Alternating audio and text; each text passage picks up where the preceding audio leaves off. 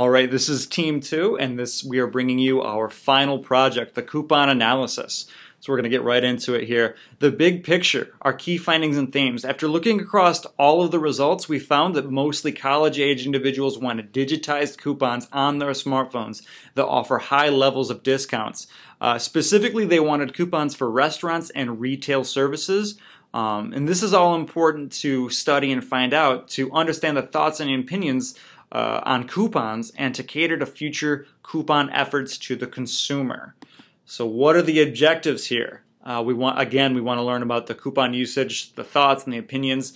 In our research, this was a web-based survey to collect the data from a sample of 186 males and females in their 20s. When we look through this pie chart here, we can see that it's right down the middle. It was basically the same, males and females, with a slight edge. 52% were males. When we look at the age, 39% are 21 years old, 33% are 22 years old. That is the majority there, with just a fraction being 23, 24, 25-year-olds. So we're mostly looking at a majority responders being 21-year-old males. What does the 21-year-old male or just the coupon user in general need? What is most important to them? When we go into the importance correlation here, we see that delivery method and discount are exactly the same. They're the most important attributes for a coupon. We can see that the effort to find coupons is the lowest at 0.45, 45% there. And that makes sense. If the delivery method is done correctly and it's on point, it meets that importance, then the effort to find the coupons should really just fall into place. When we look at the so what, again, the level of discounts, that's what's most important, along with the delivery method. When we referred to it earlier, the delivery via cell phone or smartphone is what is most important. When we look at the overall performance of the coupon book as it stands right now, we can see in our net performance score table that it's not going well. Only 7% are in that green promoter zone, those 9s and 10s. The neutral zone, that makes up about 33%. That's the 7 and the 8s. And then 1 through 6, those are the detractors. That makes up 60% of our respondents, and that is not good at all. When we look at the net promoter score table, we take the promoters and we subtract the detractors, and that gives us a net promoter score of negative 53%.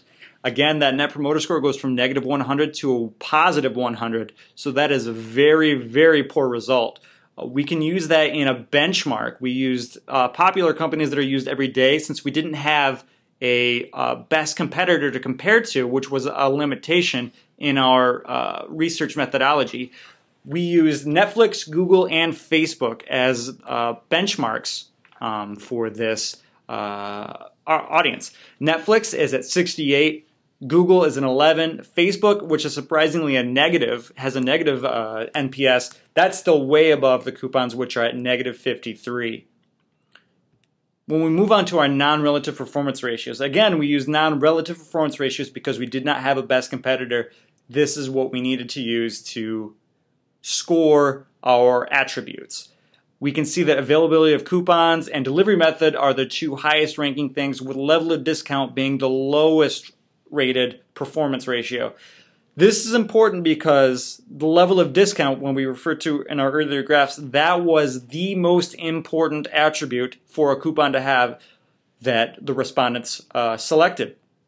If that is our lowest performing category, but that is the highest rated thing, then we have a major issue when it comes to our coupons. So yeah, failure, big L, losing. What do we need to improve? Level of discounts, and we need to make it easier for the consumers to find the coupons. When we look at our quadrant analysis and plot it all out, we can see in that top upper left-hand quadrant, that is our major weakness. That is the discount level. It falls right there. And just under it in the minor weakness, the lower left-hand corner, is the effort to find coupons. Surprisingly, delivery method is one of our strengths. It falls in the upper right quadrant, which was surprising to us considering it was one of the most important things, and out of all of our attributes, that was the highest rated one. When we look at the improvement index, level of discount, as everything else goes, it is the most important thing. It's got a 3.1 there with the delivery method being right behind it at 2.7. Effort to find coupons is at 2.1, which again makes sense. If that delivery method is on point, the effort should be relatively low. We see in the next chart, it shows it all out there. The level of discount is the most important thing at 3.1 to improve on.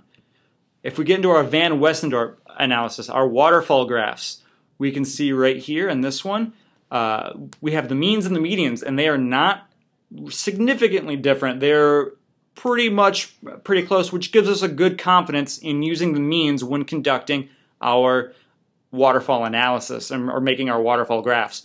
We can see that the good deal and the still purchase, expensive but still would purchase section is right there with that square.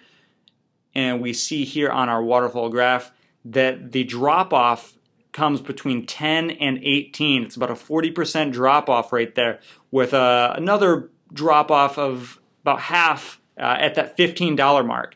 What this means is our sweet spot, that $10 to $18 price point, is the sweet spot to charge for a coupon for coupons. We need to keep in mind, though, that the less expensive the coupons are, the more likely a consumer would purchase that. Getting into our conjoint analysis here, we see that, again, the delivery method is the most important thing that was selected here by the sample. In that delivery method, cell phones far and away was the preferred choice.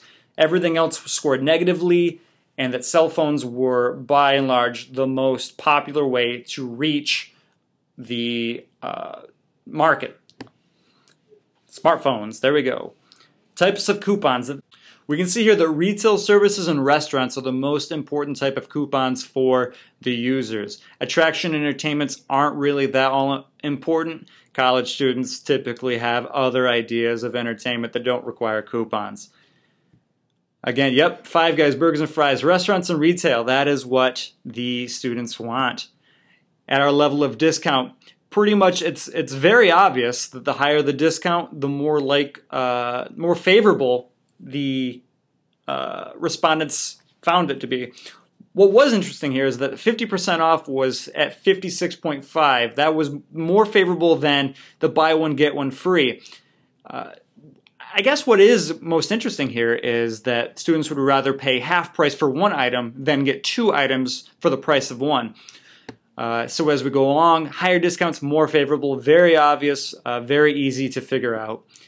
So what, wrapping this all up and putting a bow on it, while the sample consisted of mainly 21-year-old males, we found that mostly college-age individuals wanted digitized coupons available for use on their smartphones. Consumers wanted coupons that offered high levels of discount, primarily at restaurants and retail stores. Thank you for your time, and that's all we got.